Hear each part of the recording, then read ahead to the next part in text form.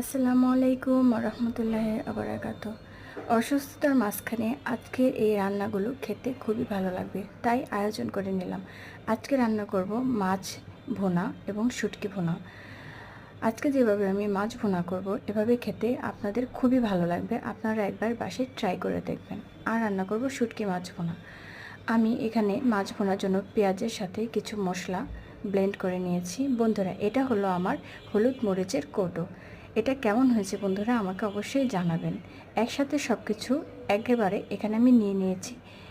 বন্ধুরা, এই হলো আজকে আমার রান্নার আয়োজন। প্রথমে আমি গোলমরিচ এবং লবণ দিয়ে মাছগুলো সুন্দর করে ভেজে নেব। মশলাটা সুন্দরভাবে কষিয়ে নেব বন্ধুরা। এর ফাঁকে আমি ঢাকনা দিয়ে ঢেকে শুটকির আয়োজনটা করে নেব।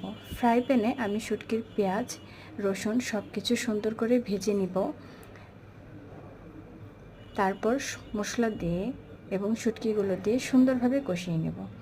এই হলো বন্ধুরা আমার রান্নার ফাইনাল লুক।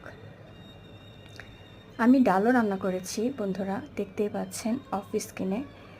বন্ধুরা, এই হলো আমার রান্নার আয়োজন দুপুরের। কেমন লাগলো অবশ্যই আমাকে জানাবেন। ধন্যবাদ।